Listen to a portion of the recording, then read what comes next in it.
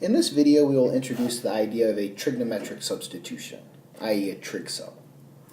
Now, we use a trig substitution when integration by parts or a u substitution fail to apply, but the integral contains in it somewhere expressions of the form a squared minus x squared, a squared plus x squared, or x squared minus a squared.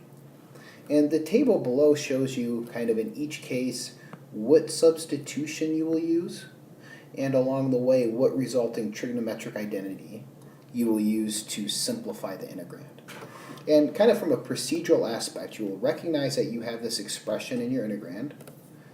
You will perform the substitution and then immediately use the trig identity to simplify the integrand, evaluate that resulting integral, which will involve only thetas, and then resubstitute to get back in terms of the original variable. Now, before we get a nice simple example, let me make a few kind of key observations. A trig substitution is going to convert that original integral into an equivalent trigonometric integral involving those thetas. So it's going to go back to that previous section that we've discussed.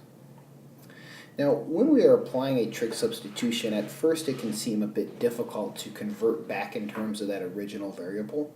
But how we do that is at the end, when we have our answer involving just the variable theta, we draw a right triangle associated to the substitution, and that allows us to very conveniently express it back in terms of x.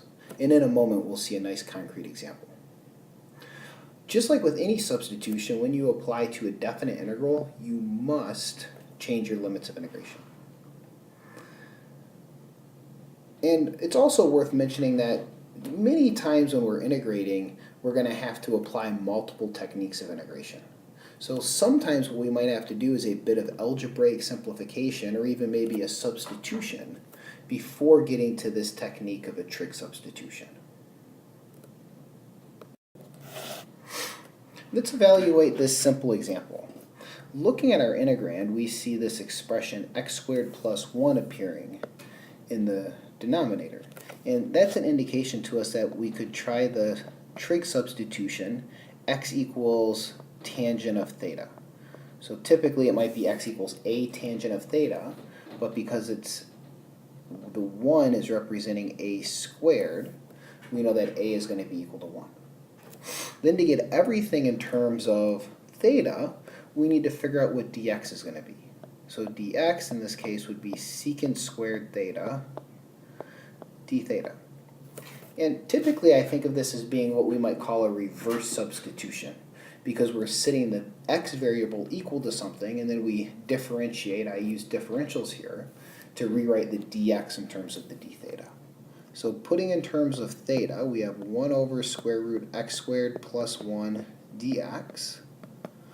And we said that the x is going to be tangent. So 1 over the square root of tangent squared theta plus 1 multiplied by dx, which is secant squared theta d theta. And this is a very typical problem.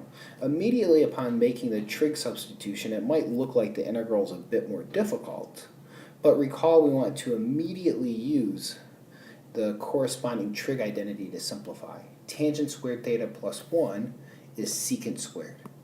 So this is really the integral of 1 over the square root of secant squared theta times secant squared theta d theta.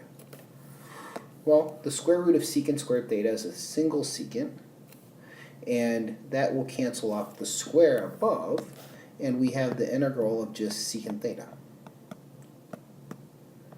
And this is a common antiderivative that we should know. It's the natural log of the absolute value of secant theta plus tangent theta, and then we'll put our plus c. Now at this point we've started off with the integral in terms of x, made our substitution, we've solved that integral, and we have the solution in terms of theta. But we have to convert back in terms of our original variable. And the easiest way to do this with a trig substitution is for the substitution itself, in this case x equals tangent theta, to draw the corresponding right triangle and then just use that to help rewrite in terms of the variable x.